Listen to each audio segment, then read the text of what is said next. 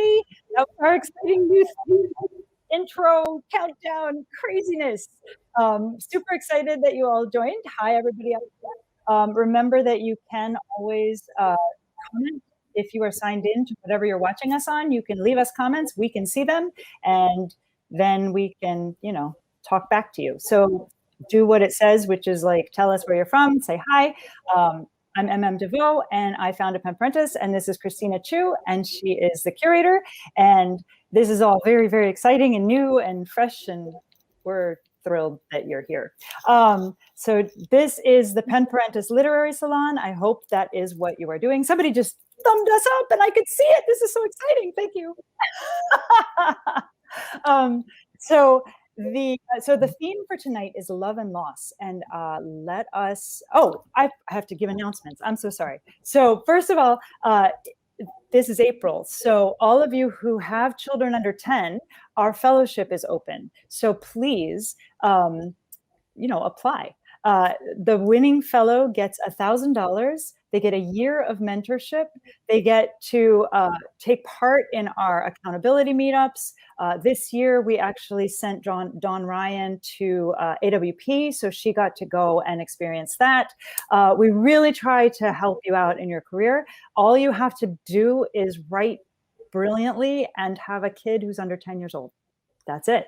And we would like it if you would write something new, because our goal is to keep writers on creative track after they have kids. And so that is our gift to you is the fellowship, and hopefully you'll write something new, and that'll be a gift too. I do want to thank our sponsors, because it was really nice of them to give us money, particularly to all of course, our title members who are repeat donors, and we appreciate your subscriptions, and also to our board, because they're awesome. And then also to Heidi Asundi, Elizabeth Coleman, Elizabeth England, David Harris, and Frank Haberly, who donated tonight before they came. So let me pass this on to Christina Chiu, and she will tell us more about love and loss. Hello, everyone. So this month's theme is love and loss. I'm really I think it's the right time for the salon. We actually curate by theme, and we plan these pretty far out, but who knew that we'd be living in this pandemic, right? And, we've at this point surpassed something like 560,000 deaths from coronavirus. It's a huge number, and yet it doesn't come near the vastness of the loss when we remember that we're dealing with people, not digits, right?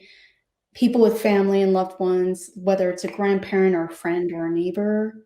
So people who, this salon's for you guys, like really, Parentis we really believe that literature gives us a chance to connect, and Parentis especially is all about community and connecting, and really words that resonate with you, and people's novels and essays, when you read them and they resonate, you feel less alone. So tonight we have 3 amazing authors who will share their stories about love and loss and discuss their work and their experiences. So I'm really thrilled to introduce.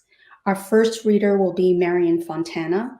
She's a writer, actress, and playwright whose work has been accepted in the New Yorker, Vanity Fair, and many others. Our second author will be Melanie S. Hatter. She's the author of 2 novels, 1 short story collection, and she's the winner of the inaugural Kimbilio National Fiction Prize. Our third author tonight will be Marion Winik. She's the author of The Big Book of the Dead and winner of the 2019 Towson Prize for Literature. So everyone, please welcome our authors. Yay! Authors. Yay! And I want to really quick just give a shout out to some of the people that have said hello to us that are already watching and talking to us. Amy Gretsch, who I know from Twitter, and Loretta Shapiro, who is a longtime listener, and Helene and Ashley and Mai, and Helene said hi to Loretta and Mai. They're just having conversations in the chat. It's really cool. And I think, did I just see Devin? Yes. And so just really thrilled that you guys are out there. Thank you. Do not forget that you can ask us questions too and make comments. And that's it. Okay, now we can read. Now we can do our readings. We'll be calm again. We'll be love and loss. Okay. Love and loss. Beautiful, beautiful. Yes, it is beautiful. And I'm really excited. So our first reader tonight will be Marian Fontana. I'm going to give you a longer, well, you know, all these authors tonight, they had these bios that were like, they just went off the page. So I had to kind of make them smaller, but they're all incredible writers with accolades up the wazoo. So Marian Fontana is a writer, actress, and playwright, like I said. She's been excerpted in the New Yorker and Vanity Fair, Salon.com, The Guardian, the Boston Globe.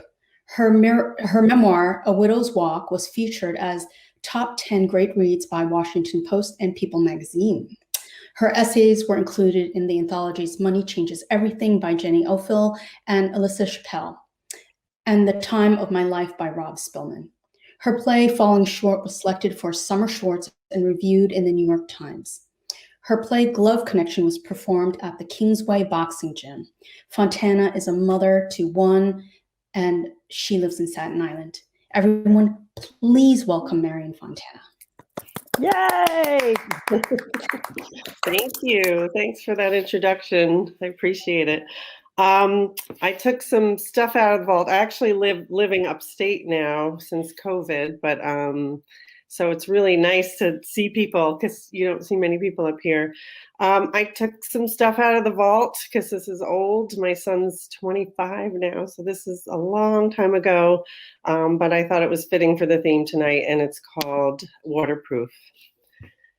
It is pouring rain, and I'm late for the first parent-teacher conference at my son's new school. I recently moved from Park Slope, Brooklyn to Staten Island, hoping for a fresh start, but instead I am back where I grew up, walking through the heavy wooden doors of my grammar school, PS 45. The industrial green paint is the same. The wide halls echo, and the strange smell of sour milk still lingers. Even the bulletin boards are the same, adorned with construction paper turkeys made from traced hands. Aiden's second grade teacher is still here too, Mrs. Withers. Standing under 5 feet tall, she can easily be missed as a student, were it not for her being in her mid-60s with a slight stoop. She has close-set brown eyes and a gray bob. Come in, she says, seeing me rushing down the hall. Have a seat, she says, sitting, not behind her desk, but in one of the small plastic seats. I sit across from her, winded and soaking wet. How's Luke, she asks of my brother, who she had in her class 14 years ago. He's in India for a year, I tell her. I watch her take out Aiden's folder from a pile. Her pale pink lipstick bleeds into the wrinkles on her lips as she reads from his folder. Aiden's doing very well, she begins. He's really smart, has a lot of friends, and he's funny. The word but is coming. I can feel it. But I'm very concerned about how little focus he has, she says carefully. Well, he lost his dad last year, I say, and she nods. I know, and I'm so sorry. That can be a part of why he is struggling. I remember holding Aiden's small, clammy hand as we stood at the edge of Jones Beach, throwing Dave's ashes into the wind.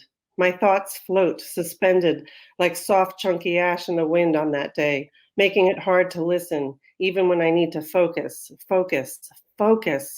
And an evaluation for a learning issue could help, she is saying. I nod and pretend to be paying attention as I shift in the tiny chair. Is he disruptive, I asked, already knowing the answer, that I mistakenly thought a change of scenery could fix. Well, yesterday, she said, pulling her cardigan around her, we were all on the reading rug for math time. It was a book about a mom who brings cookies into class, and as the students eat the cookies, I have the kids subtract. I give them chalkboards and chalk so they can write down their answers. That's cute, I say, picturing a rug full of cross-legged kids writing numbers. He struggles with math, I jump in, assuming he wrote down the wrong answers.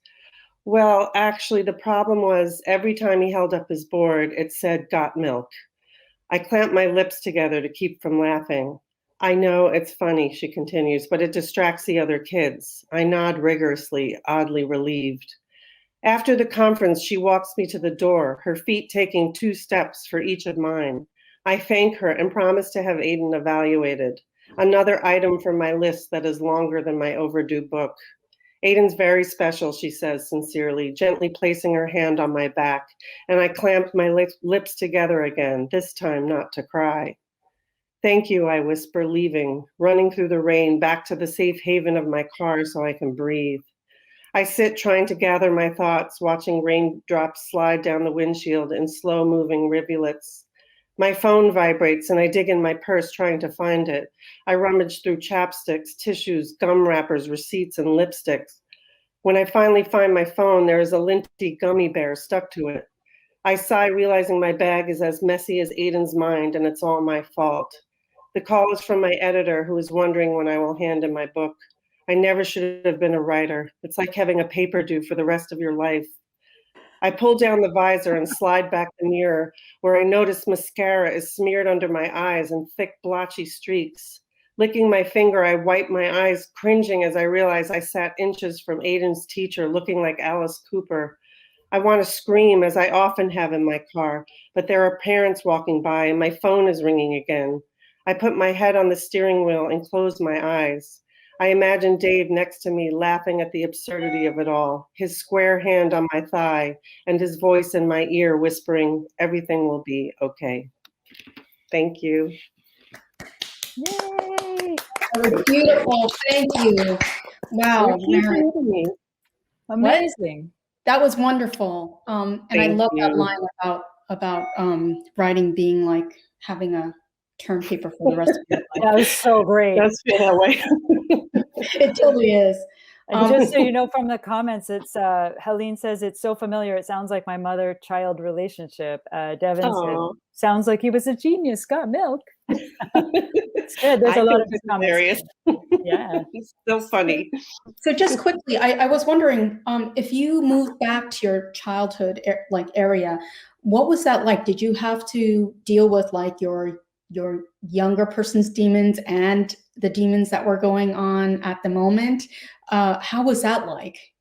Yeah, it was weird. I love Park Slope. I didn't want to leave, but my husband died on September 11th, and we lived in the neighborhood, and he worked, the firehouse was 8 blocks away, and I just felt bad for Aiden because I couldn't go anywhere without bumping into lots of friends. I taught there for 10 years, so students, and I never really got to be alone with him, and I felt like he needed some dad figure. So my parents still live there.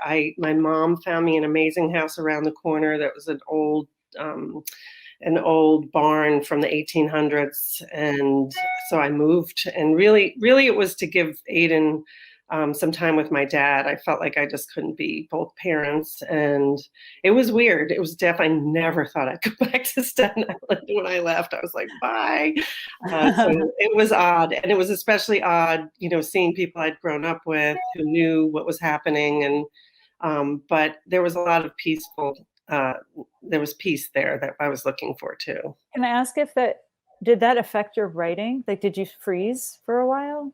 Or were you able to use the emotions to write through? Yeah, I didn't write for a while, to be honest. I was so stunned, and I was rehearsing a one-woman show about motherhood, honestly, called Monologues, and I had interviewed 15 women about their birthing experiences and was rehearsing that when everything came crashing down, literally. And so I had no desire to write. I've always kept a journal. I did keep a journal, and I'm really glad I did, because I forgot everything.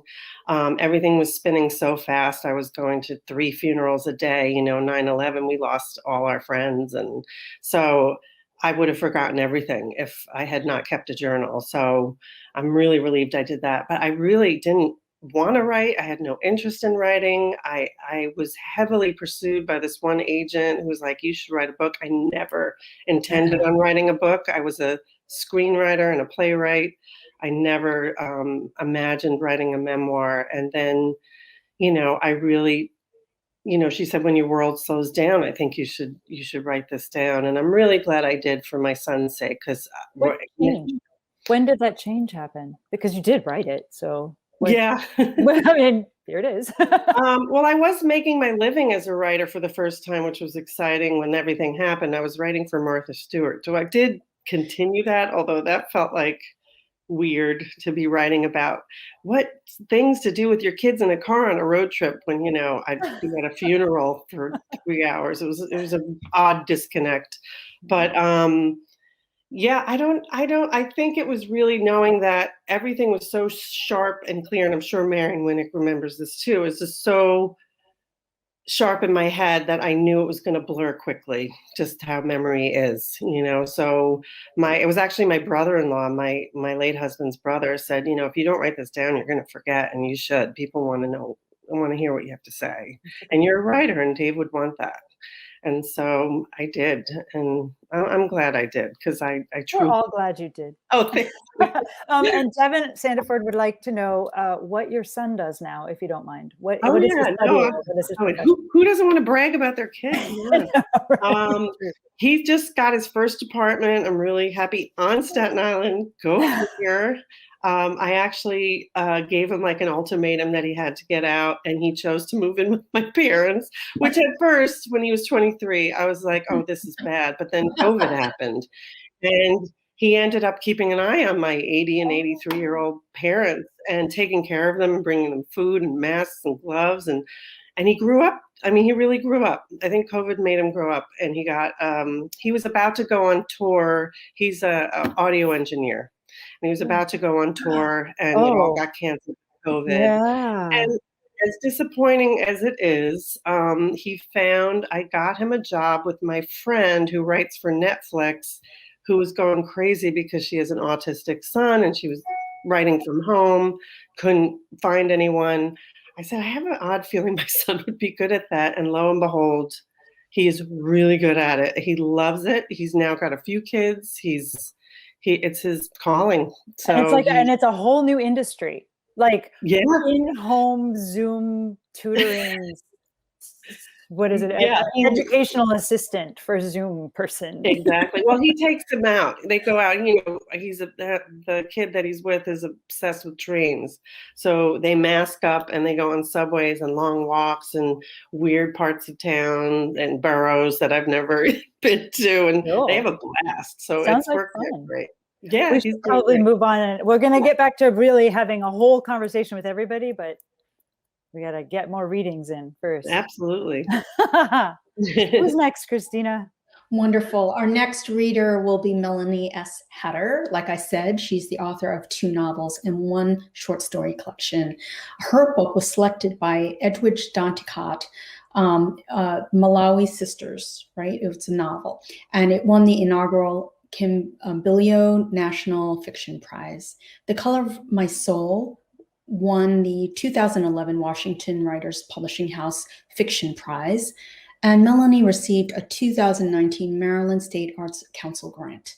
Her stories have appeared in Defying Gravity, Fiction by DC Area Woman, The Whistling Fire, and others. She's a participating author with the Penn Faulkner Writers in Schools program and lives in DC, in the DC metro area with her grown son. Everyone, please welcome Melanie Hatter. Thank you. Thank you so much for this. It's back pre-COVID. I had the honor of getting to meet Parentis, and I'm so excited to be part of it again. I do want to read a little bit from my novel, Malawi Sisters. This is a story about the shooting of a young Black woman by a white man. And I also want to acknowledge Dante Wright in the shooting most recently. And I just, it's never ending. And so my book, I think, is just continuing to resonate. The purpose of the book was really to give voice to the families that deal with this. So the section that I'm going to read is from the mother's point of view.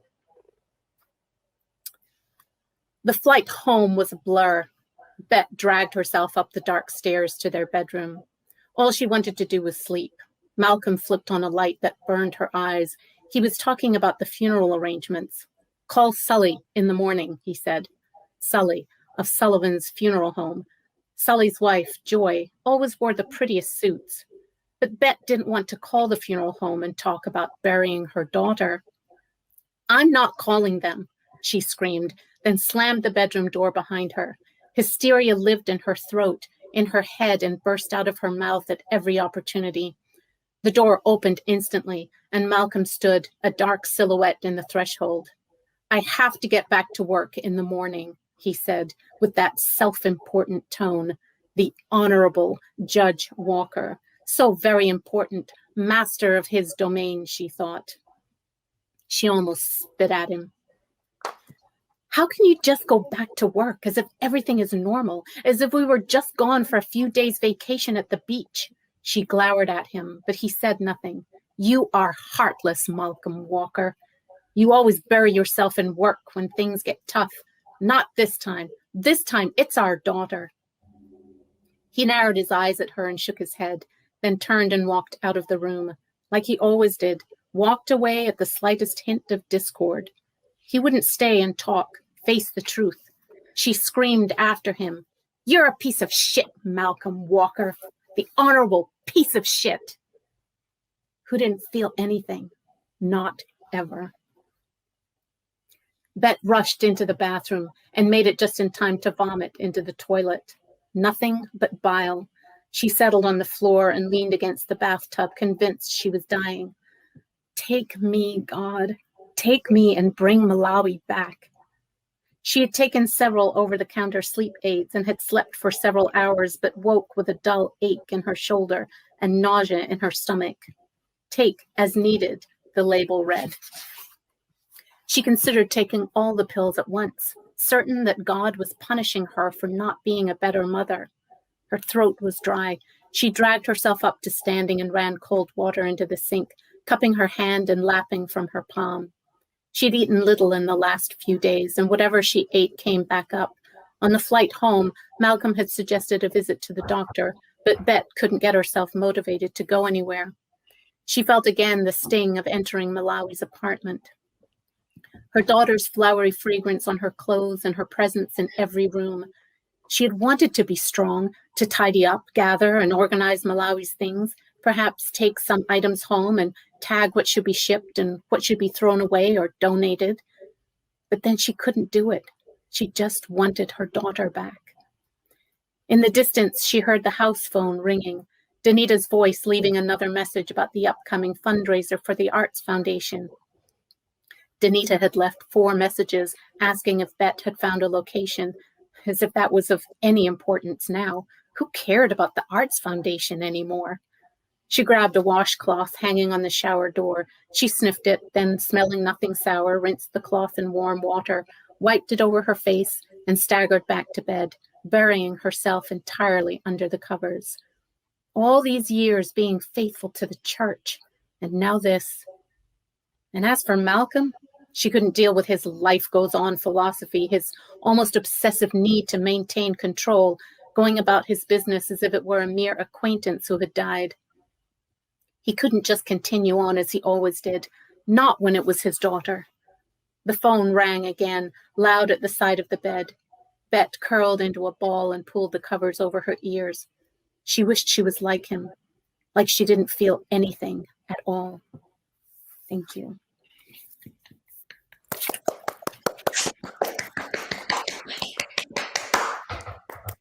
That was beautiful. I love that. Well, one of the things that we all have in common here is that we're all parents, and while all of us are very invested in our careers, I think that moment when you're like, who cares about the art organization, right? Like that is so. It really hit me like, wow, that's so on. Ugh. Like the thought of losing a child is like, I can't even go there. But I really appreciate that you did go there, because I think people need to read that now. Yeah, and I will never ever see Take as Needed again the same way. Yeah. Like,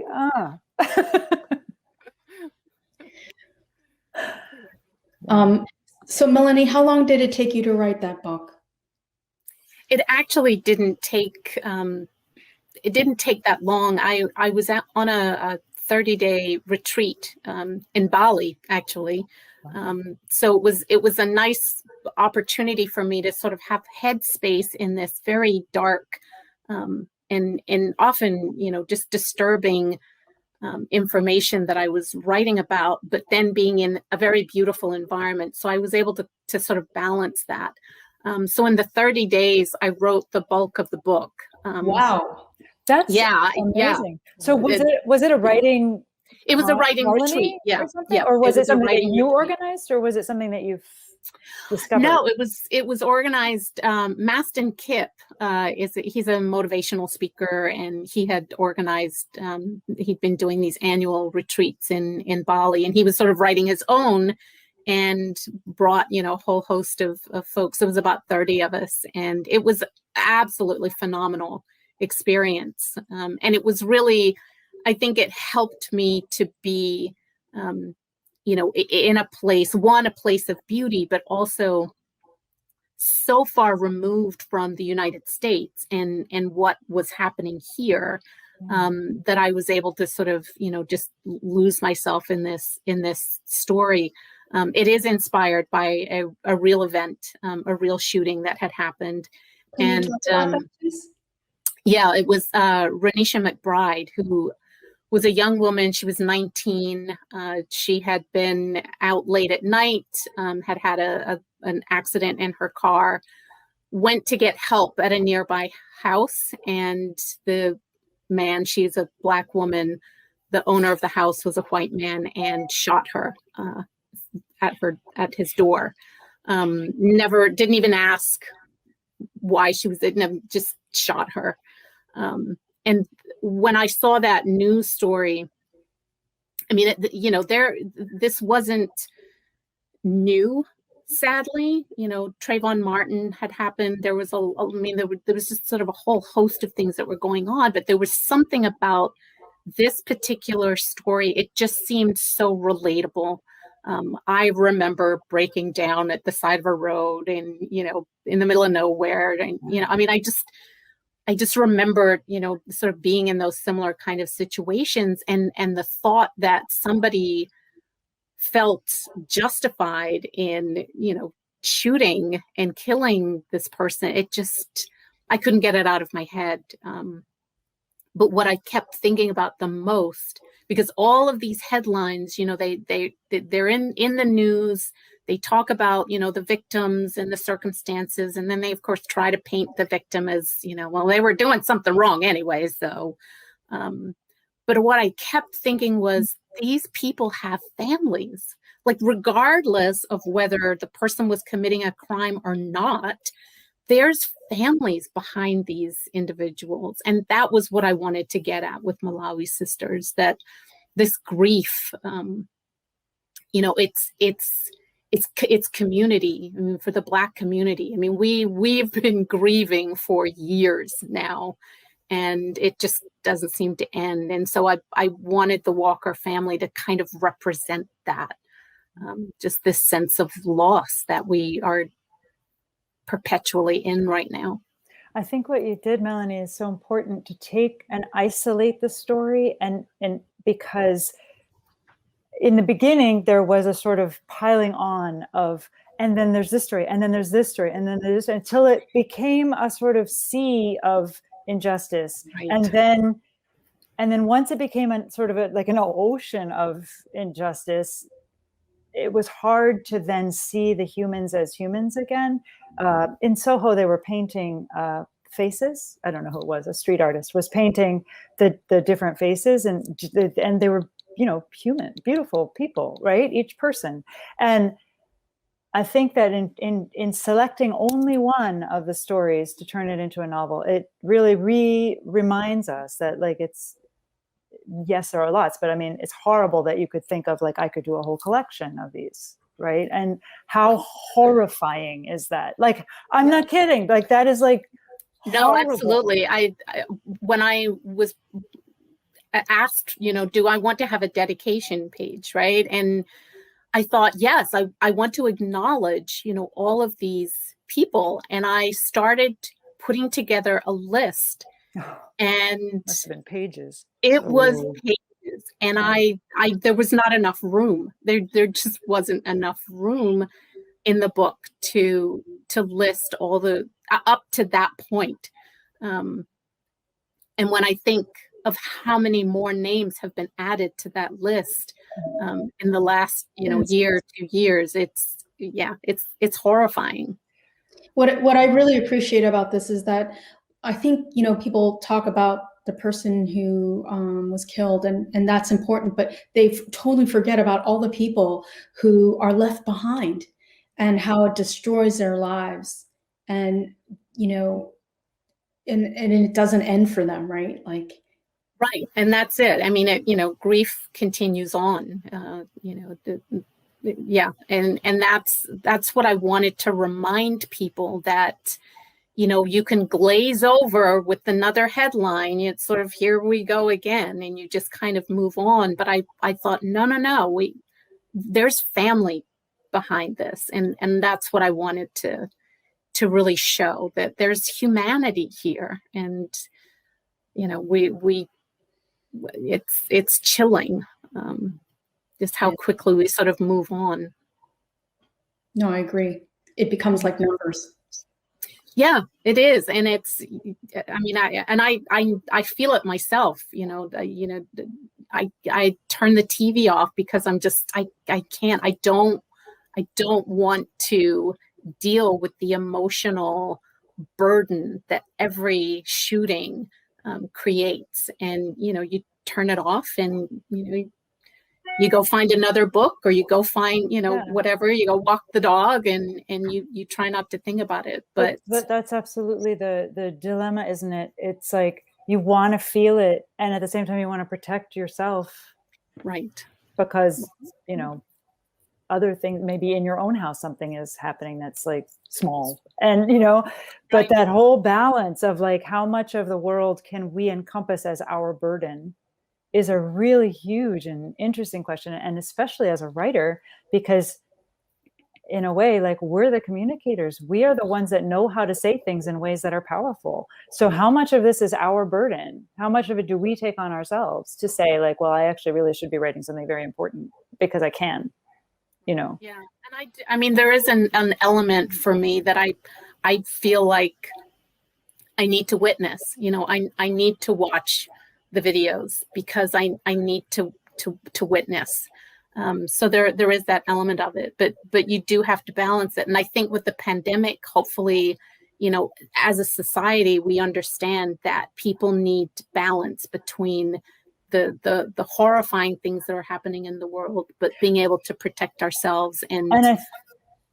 Yeah, no, absolutely. And I also think that sharing the stories was clearly helping other people. I just wanted to read to you, Devin said in the comments, this June will be 30 years since his mother's youngest brother was shot and killed by the police. And he is very grateful that you've written this. And his family is still dealing with the grief. So it definitely resonates in the community and outside the community too. And all of, like, I have chills, even though, my white skin has chills. But okay, so after talking about how we can't move on, let's do the next one. No, it's okay. It's a great transition.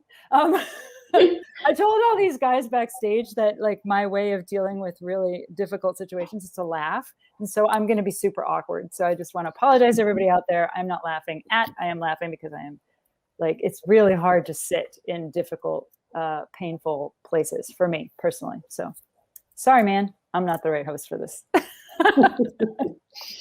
You're a great host for this. You are. I care. Okay, so we should get the next reader so we can really get really deep, and then we don't have to stop.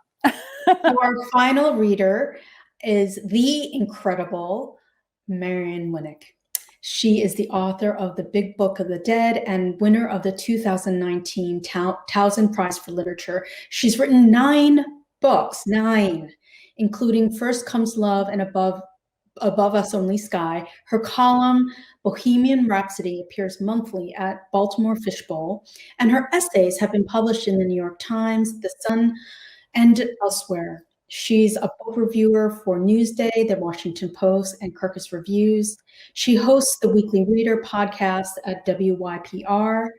She was a commentator for NPR for 15 years, and she's won an NEA fellowship in creative nonfiction. Winik is a mother of 3 and an ex-stepmother of 2. She's also expecting her first grandchild. Yay!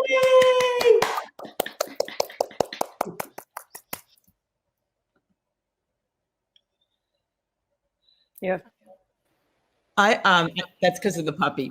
So I've reviewed the book of everyone here. I've reviewed Marion's book, I've reviewed Christina's book, and I've reviewed Melanie's book. And these are 3 great books. So it's so fun looking at each of you and thinking about the books, and the passages that were read were so vivid to me. And anyway, I love being a book reviewer because I love reading, even as as much as writing, or maybe even more. And it's just a real privilege to be able to help other writers when you love their book so much.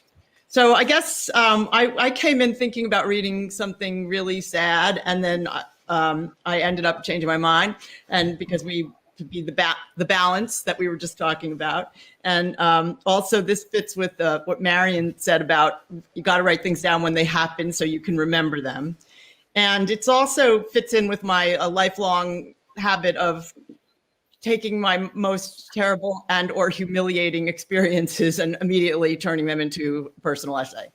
So this is very recent, and it was my column last month in the Baltimore Fishbowl, and it's called The Zoom Box of Dorian Gray. Let us begin by recalling the story of Dorian Gray, as conceived in 1890 by the great Oscar Wilde. Dorian was a hot young honey who sat for a life-size portrait by his painter friend. Not long after the painting was completed, Dorian started hanging out with a crowd of hedonists and Eurotrash and began to pay the price of fast living. One hungover morning, staring blearily at his portrait, he realized he would soon be old and ugly, and yet the picture would remain perfect. If only it could be the opposite. This wish became a curse, and over the years, as Dorian continued his carousing, he stayed young and beautiful, while the image in the portrait grew haggard and hideous. The story continues from there, ending badly for poor Dorian, but what's important here is the bizarrely transformed portrait. I thought of it the other day when I watched the Zoom recording of a literary event I had moderated the night before. Shocked to see what might be described as the Dorianization of Marion. One long year ago, when our lives on Zoom began, I, like everyone else, began to regularly endure the weird experience of watching myself talk. My own face was uncomfortable, but also hard to look away from. In some ways, I looked a little better than I thought I would. In some ways, not. As the year went on, I often had to appear at special Zoom events. For the more important of these, I would sometimes put on makeup and try to set the laptop at a flattering angle. Sometimes I wouldn't. If these events were recorded, I never watched them, so I'm not sure how I looked. Until last Wednesday. This was the day I watched the recording of an event I had moderated the night before for Baltimore's City Lit Festival, one that drew an audience of hundreds of fans of the writers Jenny Offal and Emily St. John Mandel. And I saw that while the other participants were nicely dressed and made up and sat placidly in front of their bookshelves, in the strangely blurry Zoom box of Marion Winik, we saw something else entirely. A great squinty-eyed crone in a Patagonia fleece vest rocked back and forth, picked up her dog, stood up and wandered around, taking the computer with her, and occasionally slugged a clear beverage out of a glass. At one point, she seemed to be, pulling a stray hair out of her mouth? She had puffy cheeks and frowny furrows, and if she owned a hairbrush, it certainly had not been used in the last 24 hours. Some may have wondered what the clear liquid in the glass was, after all. What happened, Dorian? Well, like many of you, I have been mostly alone in my house with my cat and my dog for months. I sit on the couch in my living room working about 15 hours a day and often pour a glass of something at 5 to change the vibe. It's been a long year and a slippery slope as far as hygiene, wardrobe, decorum, and sanity are concerned. I literally have to try to remember to get out of my pajamas and robe to teach classes that start at 5:30 p.m. On the Tuesday in question, I had crawled out of bed at 5 in the morning to try to get a vaccine appointment because I just learned that higher education workers were now eligible. I did get an appointment, which was great because I was about to become a grandmother, but that's another story. This was the beginning of a very long day. I had two-hour Zoom sessions with different grad students, then opened the Zoom for my Tuesday night class, and 2 hours later went straight to the City Lit Festival. I was starting my 7th hour on Zoom. I didn't realize that anything bad had happened until the middle of the night, when I woke up with the nagging feeling that I had looked like a crazy hermit and acted like a drunk. The next day I watched the thing, which of course will live forever on Facebook, and immediately started sending my apologies to all concerned. "Are you okay?" asked the City Lit coordinator, who admitted to being baffled by my casualness. Well, good question. Just days later, the glorious moment of my COVID vaccination arrived. As an anxious, aging recluse, I was terrified that something would go wrong. But no, my car started. I found a parking spot right in front of the store. And exactly 5, I rolled up my sleeve and the nurse injected the shot in my arm. She said I had to stay in the store for 15 minutes to make sure I didn't have a reaction. Well, in fact, I was already having a reaction, a teary-eyed, emotional one. It's ending soon. And among all the good things this entails, it means we will go back to having readings in bookstores, classes in classrooms, and meetings in offices, instead of all of it happening right here in my living room on my overworked, underpaid blue couch. Dorian stopped obsessing about that portrait, hit pause on the nightlife, and lived to be a sweet, wrinkly old man playing with his grandchildren.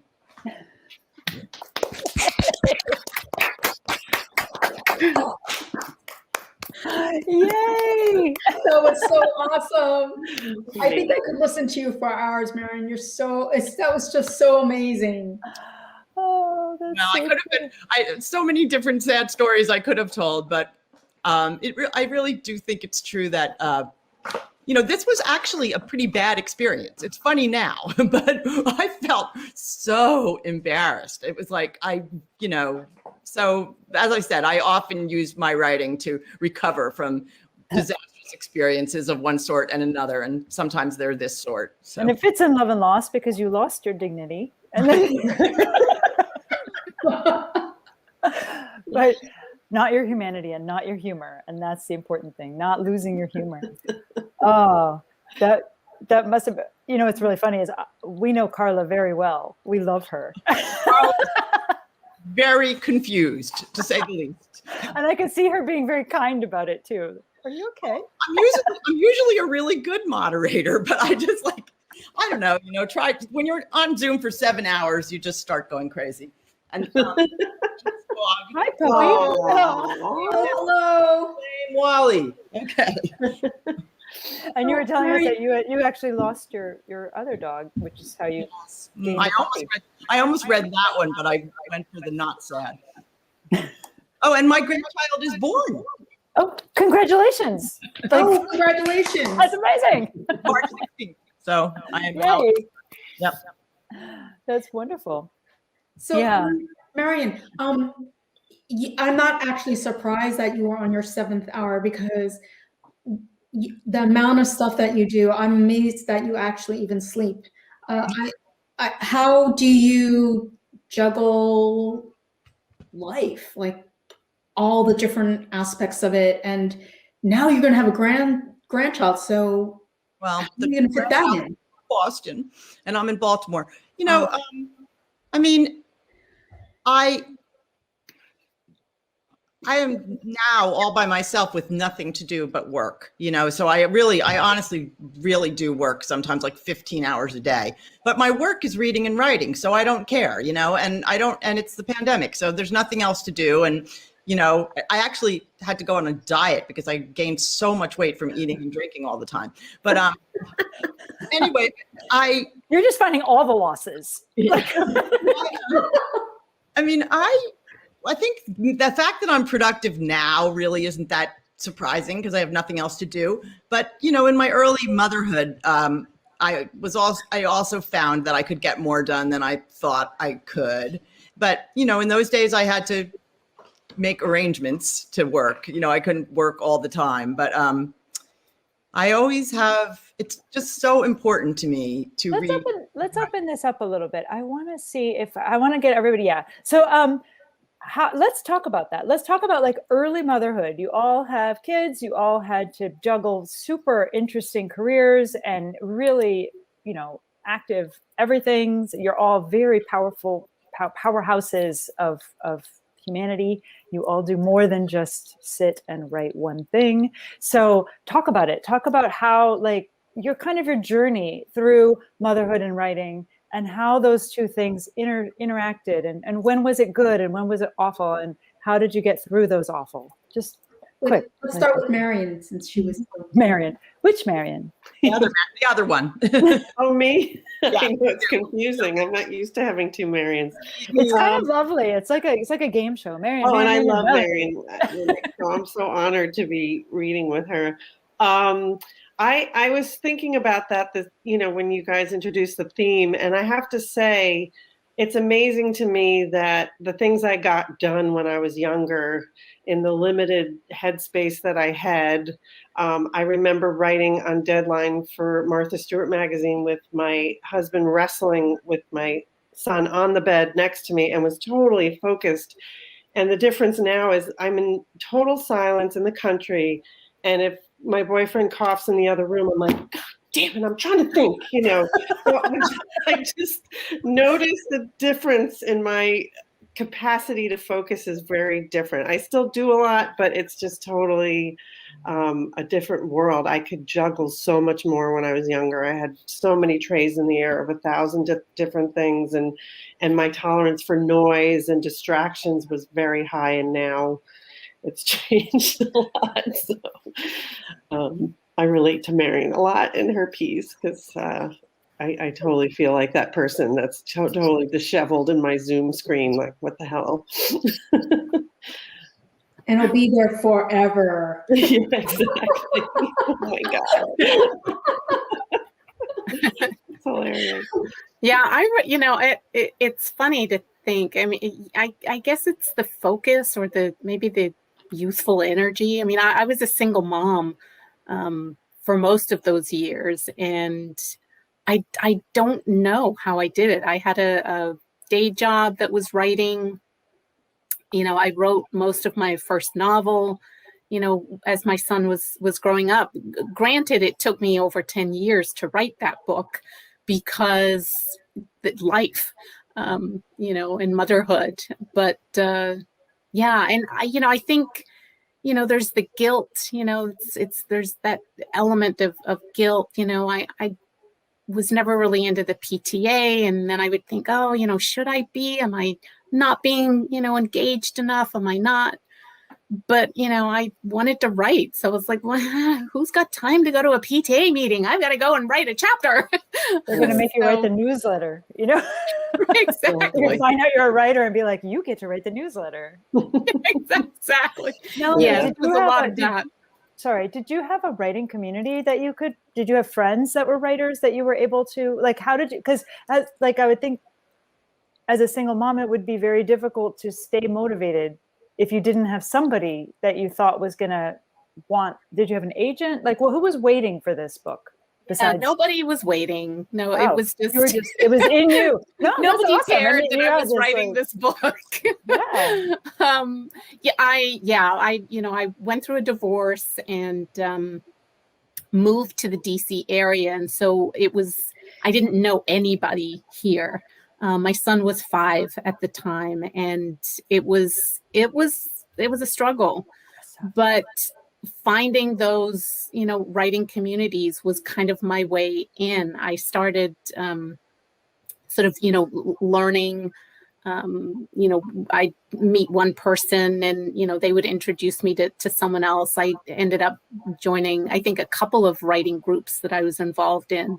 And most of the time my son was with me. You know, he would be sitting over in the corner, or if we were at someone's house, you know, in the other room, and everyone knew that my son was going to be with me. So, you know, I give thanks to him for, you know, kind of hanging in there with me because I dragged him from one writing event and one writing meeting to another. But he must be so proud of you now, like of having a writer mom who's like so good. Yeah. And yeah, he is.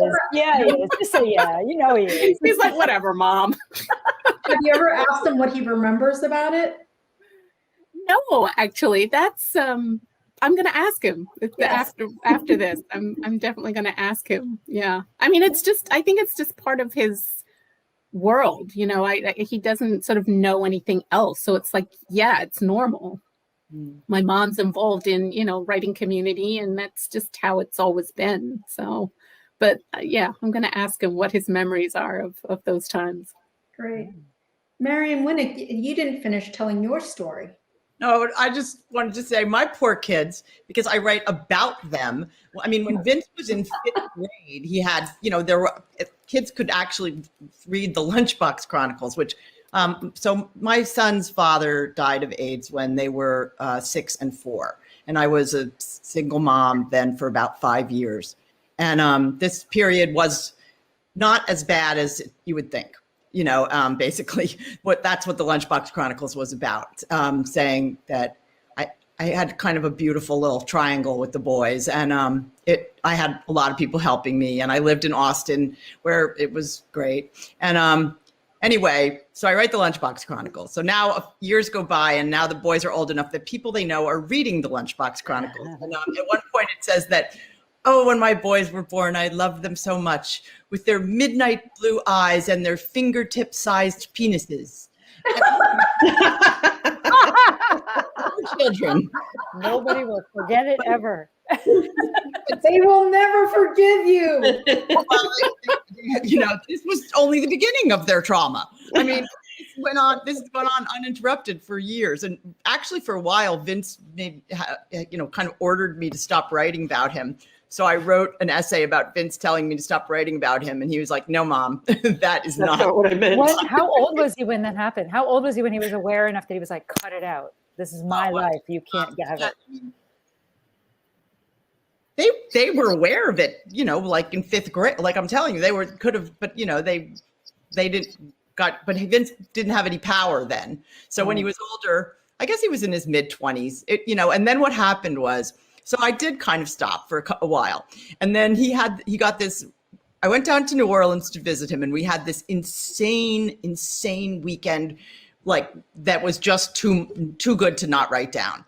And it involved like bar fights and, crazy shit. And so I wrote it down, and then I sent it to him to see if he would let me use it. And his roommate read it, and his roommate loved it. And he's like, "Your mom is the coolest person in the world. You've got to publish this." So the roommate actually ended the moratorium, and that was yay! No, go roommates. And he was the one that the roommate was portrayed quite badly in the piece. I mean, he was the one who was in the bar fight, and he hadn't been through 32 years of this the way my kids have. My son does not like me writing about him at all either. I did stand up when he was a teenager, and my opening line was, people ask how old my son was. I say he just turned asshole. So he wasn't a big fan. So I did, it's hard to compartmentalize, but they give you so much material that it's very hard not to use it. So I agree with Marion on that front. You're so funny. I know. Exactly. Well, now I just wrote my first thing about my grandchild, and I'm quite anxious that if they're going to be okay with it. So we'll see. The parents of this baby are they're really different than me. They're so different. And they are much more conservative. And I mean, she's an orthodontist, and my son is a private equity, whatever, something. And, they live in like a penthouse in Boston. They have this electronic bassinet for the baby, and their whole life is unbelievable. So no bar fights. I can just imagine what they're going to, just so paranoid about. I have to not get forbidden to write about the kid. So I have to be delicate. Right.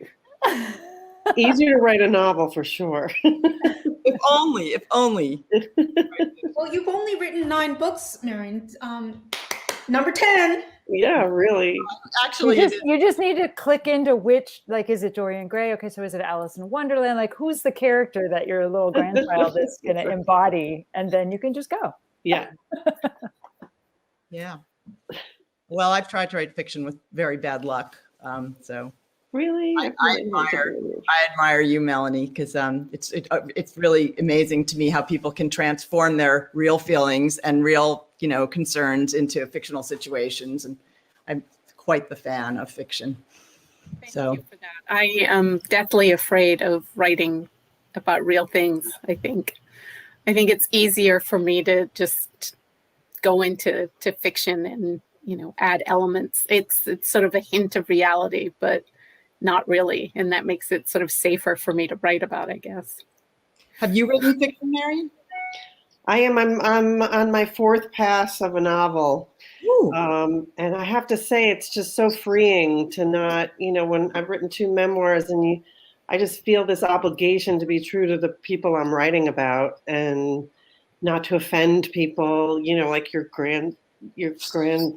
And so I just find it very freeing. The creative freedom you have writing a fiction is wonderful. And it's very loosely veiled as my own life anyway. So Yeah, but yeah, I'm really enjoying it.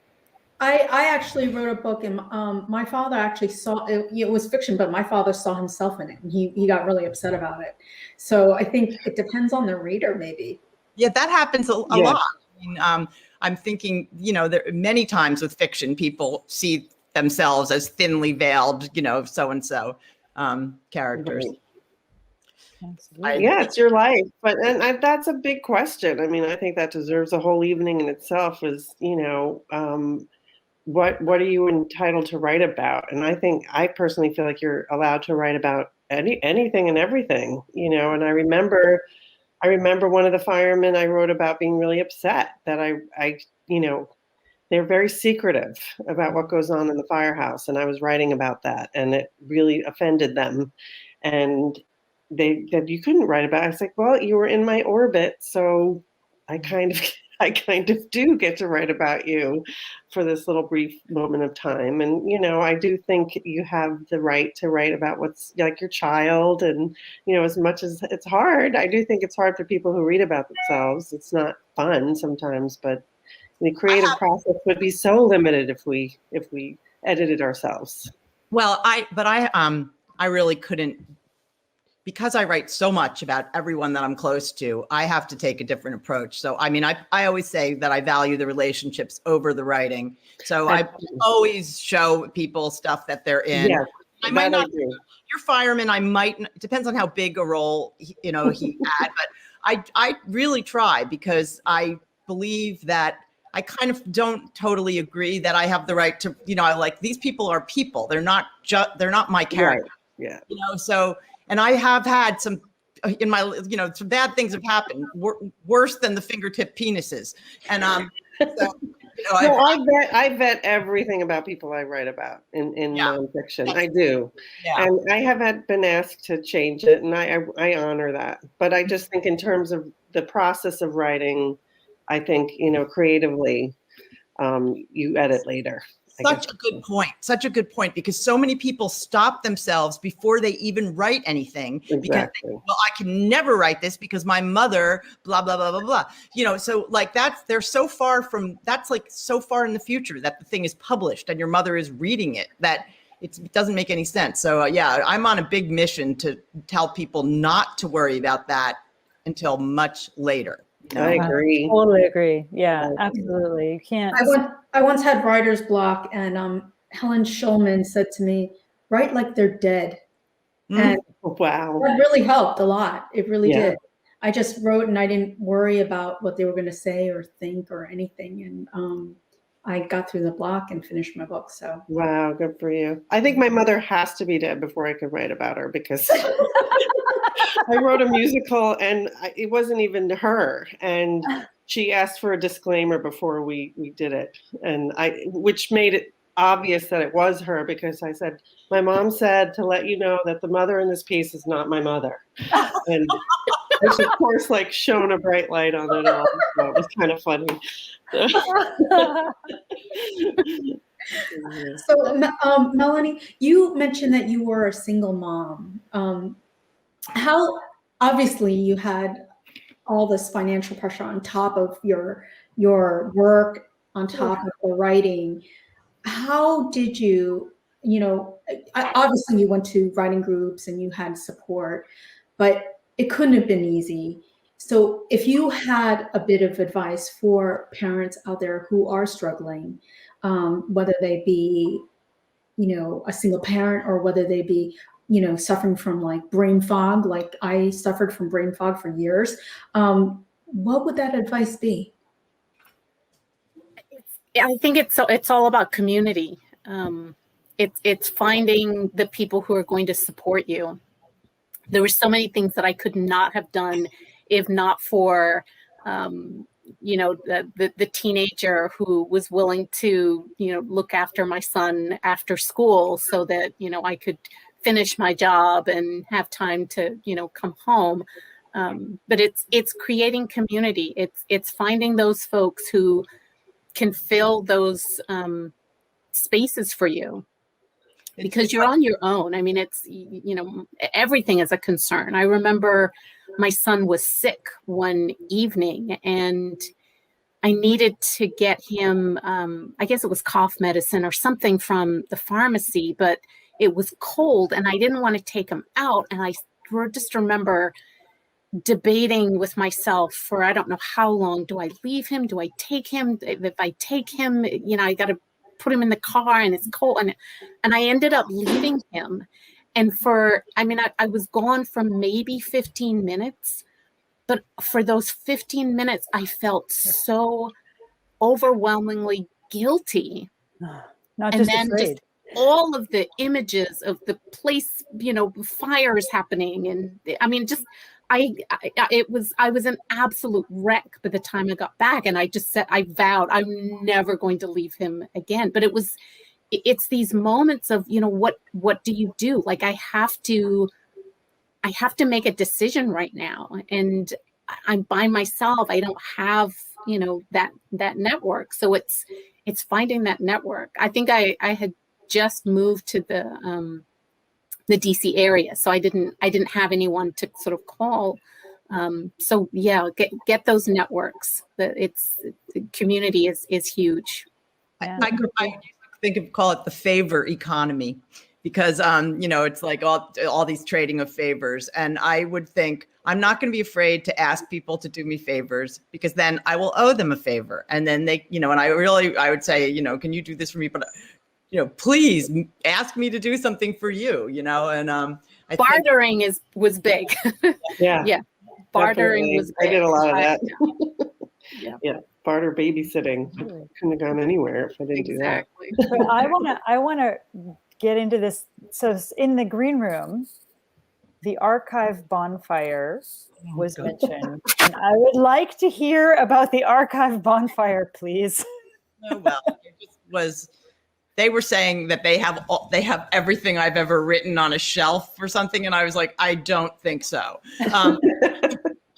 I don't even have everything I've ever written on a shelf, and one reason is because when I moved from Pennsylvania to Baltimore in 2007 or 2008, my mother had just died, and I had just cleaned out my mother's house and gotten rid of everything. And so when I moved, I was very much in the mind of not leaving all this stuff for my poor kids to get rid of when I'm dead.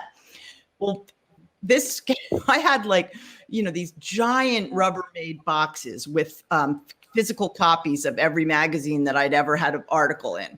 So there was like a zillion Parenting, a zillion American Way, a zillion, and a lot of other stuff. But I decided that I wasn't going to keep it anymore. And I burned like 4 giant Rubbermaid boxes full of stuff. Wow. I don't know. Cathartic. and It was crazy. good. It's like all the things. I kind of wish that it had been in the time when I could have digitized some of it before burning it. But Yeah, I was going to say, do you regret it? no, and you know what? The stuff that I didn't burn, like the remaining Rubbermaid boxes, I never look in those things anyway. So all's well that ends well. We don't have to worry that much about archives anymore with all the online stuff. At least it was all published stuff. Imagine if it had been like boxes and boxes of the unpublished novels that you know. Like, Those well worth burning. I mean, I have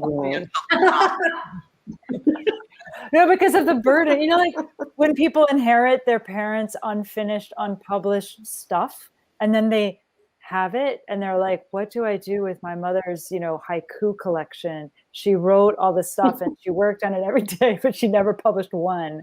Do you publish it? Do you like?" That's like it's such a great point. That's just made me think that I need to get rid of the two really, really awful novels that I wrote years ago. There's gonna be like bonfires going across the country. Like, We gotta get then you have to like write for your something son to great, read. and you have to write great things and get it published. To make sure that there's stuff. Well, I always think of Harper Lee when she didn't want that second book to be published, and it got published because she didn't destroy it. So that was her fault. Good point. Bonfire session coming up. Coming up. And I also I want to not be remiss, and Marian, congratulations on your play awards. Oh, thank you. You got all these, like, yay. And is there a production coming, or is it just the table read on the Zoom, or what's going on? It's a Zoom festival, and I will post it on Parentis when I find out when it's happening. But yeah, it's a great short play that I'm hoping we'll get a production soon. But it'll be on Zoom for now, and then it won a couple of Zoom placements in different theater festivals. So I'll place it on your lovely website. What's Great. it called? What's it my called? God, what's it called? Just One Day. Ah, good title. Oh, thank you. Yeah. Helene said, "Bonfire of the Not So Vanities." Good one, Helene.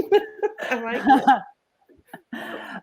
You guys, we are near the end of our time together. I want to thank you all for coming, for talking. Marian, and Melanie, you guys come back anytime. You're wonderful. It's fantastic to have you. People out in the audience, whether you're watching right now or on the replay, know that you have until April 17th to enter the fellowship. If you are interested in community, Parentis is one.